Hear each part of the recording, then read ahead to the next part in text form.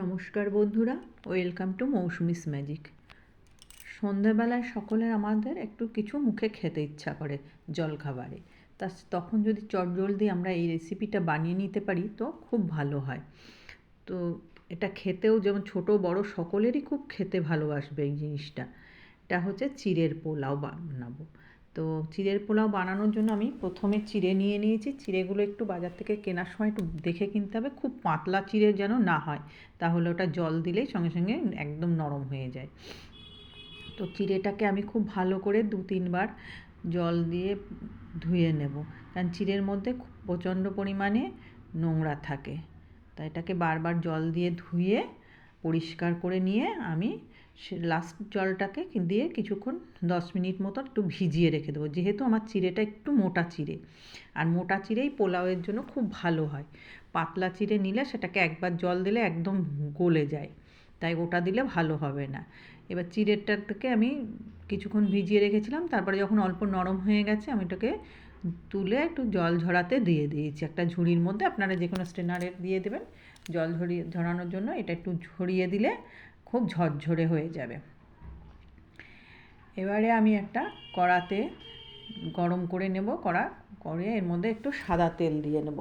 বড় 2 চামচ মতন সাদা তেল দেবো, যেহেতু আমার এটা খুবই হেলদি খাবার হবে, যার জন্য তেলটা আমি খুব কম দেবো। আপনারা চাইলে তেলের সঙ্গে একটু ঘি মিশিয়ে নিতে পারেন, যার যেটা পছন্দ। আমি এই তেলের মধ্যে 1 মুঠো কাঁচা বাদাম দিয়ে দিলাম। বাদামটাকে আমি একটু ভেজে নেব। বাদামটা ভাজতে ভাজতে দেখবেন একটু ফেটে যাবে, ততক্ষণে বাদামটা আমার ভাজা রেডি হয়ে গেছে। এবারে আমি এই বাদামটাকে তুলে নেব। এটা সন্ধ্যার জলখাবার হিসাবে পরিবেশন করতে পারেন বা সকালের ব্রেকফাস্টেও এটা বানাতে পারেন। এটা খুবই একটা হেলদি জলখাবার। তো এরপরে আমি ওই তেলের মধ্যে আমি একটা মিডিয়াম সাইজের পেঁয়াজ ভেজে নেব। খুব বেশি ভাজবো না, একটু সফট হয়ে গেলেই আমি ওর মধ্যে দিয়ে দেব একটু গাজর কুচি।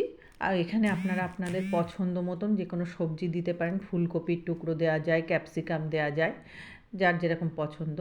তো তার সঙ্গে দিয়ে দিলাম আমি 2টো কাঁচা লঙ্কা কুচি, আর দিয়ে দেব কিছুটা কাজু বাদাম আর কিশমিশ। এটা আপনার অপশনাল, আপনাদের পছন্দ হলে দেবেন, নাও হলেও না দেবেন। আর লঙ্কাটা আপনাদের ঝাল অনুযায়ী দেবেন, যে যেমন ঝাল পছন্দ করে। এবারে আমি ওই জল ঝরানো চিড়েটা নিলাম। দেখুন চিড়েটা কেমন ঝরঝরে হয়েছে। এই চিড়েটা এর মধ্যে দিয়ে দেব, আর তার সঙ্গে দিয়ে দেব আগে থেকে ভেজে রাখা বাদাম। এবার আমি একটু নেড়ে নিয়ে এর মধ্যে দিয়ে দিলাম স্বাদ মতো নুন, সামান্য একটু হলুদ দিয়ে এবার একটু নেড়ে নেব ভালো করে। দেখুন আমার একদম বেশি তেল দিইনি, যার জন্য কড়ার থেকে একদম তেল দেখা যাচ্ছে না। বেশি তেল দিলেই যে খাবার টেস্টি হয় সেটা কখনোই না। আপনারা এইভাবে বানিয়ে একবার খেয়ে দেখবেন, খুবই ভালো লাগবে। আর যখন আমার হয়ে গেছে মোটামুটি, আমি এর মধ্যে বড় চামচের 1 চামচ মতো চিনি দিয়ে দিলাম। দিয়ে এবার কিছুক্ষণ নেড়ে নেব। চিনিটা যতক্ষণ মেল্ট হয়ে যাবে ততক্ষণই আমি ওটা চিড়েটা নেড়ে নেব।